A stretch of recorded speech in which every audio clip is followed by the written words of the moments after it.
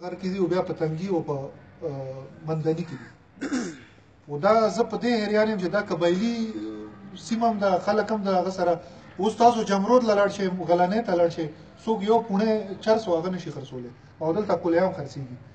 دا زه خپله نالایکي هم ګڼم او خپله ناکامي هم ګڼم چې دا 2 میاشتو کې زه په هر میټینګ کې په هر هغه کې زه دا ډایرکشن هم ورکوم ما ته خلک هم راځي مونږ په چاپې هم وهو اف آی آرونه هم پې کوو پته نه چې په 2 میاشتو کې به څونه اف آی آرونه شوي په مندني کې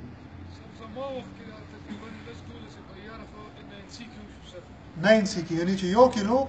مقدار چې 1 کیلو وي نو هغې کې نه انسي کېږي چې د 1 کیلو نه کمي 10 ګرامو 1 کیلو 100 ګرامو هغه په کیلو نه هغه وي نو 9 بي پی کېږي 9 سي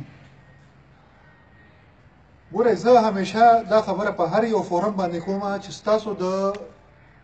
تعاون نه بغیر دا شی نشي ختمېدی که پولیس هر څونه چاپي وایي خلک ونیسي په دویم ورځ په ضمانت راوځي چې ستاسو تعاون او ستاسو ته کاکا وویلو چې ما ته پته ده چې څوک ټوکې راوړي یا د هغه نه راځي ملکڼ نه راځي یا د پړنګر نه راځي د مومندو علاقې نه راځي تاسو یې مونږ ته هغه وکړئ ګوره دلته یهودي او انټرنیشنل سمګلران دي ټولو ته هم پته ده 18 کسان دي هغه زه اوس دې فورم نه ورته یم چې زه خو پرېښون کې مې یو هم نه دي ګوره که د هر پارټۍ سره تعلق ساتي دا د صفا ووري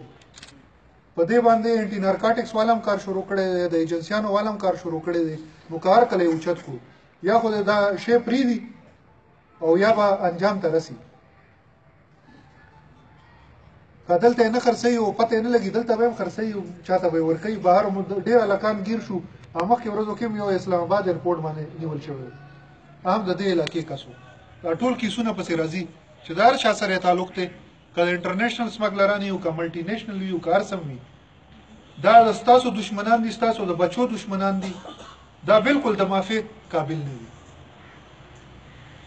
او تاسو تعاون وکړئ د ایسې چوکانو ته هم زه وایم چې د سیکرسي لږه ساتئ تاسو ته بیا څوک انفارمیشن هم نه درکوي که څوک درته ووایي په ټک ورته ووایي چې ما د پلان کې راغلی و راته ویلي چې نو دا سیاست کول د سیاستدانانو کاري دا د ایسې چوکانو د پولیس والا کار نه مونږ به ډېر په طریقه باندې دا کار کوو چې څوک درته انفارمیشن درکوي خو ځان پورې وساتئ او تاسو پې کاروایي وکړئ دا ټول هم غواړي ما ته ټول هم راځي دا څونه مشران دي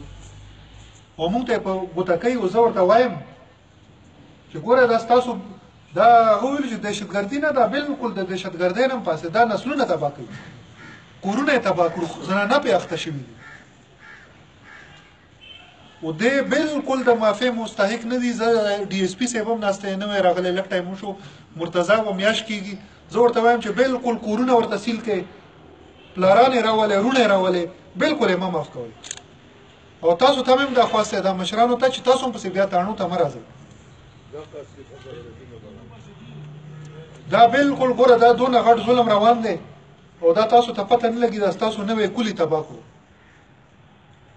دا آیس دی او که چرس دی او که هیروین دی او که هر یو ګند بلا دی نو په دې باندې بالکل هېڅ کمپرومایز نشته دی دا ناظم صاحب یحیی جان هم ناست دی دوی ته مې خواست دی چې دا ستاسو د پی ایل سی کمیټیانې دوباره فعال کړي ډي اس پي صاحب دا امن کمیټیانې چې کومې دي دا به حل کړي دا وړه ایشوز چې کوم دي چې کوم تاڼو ته راځي دا به ستاسو په لیول حل کېږي خو چې پکې صحیح کسان ناست دي دا یو مشر ذکر وکړو دا واک زمونږ د قبایلو په هرو جرګو کې مې واک او دا ما ته یو څو شکایت راغلي وګورئ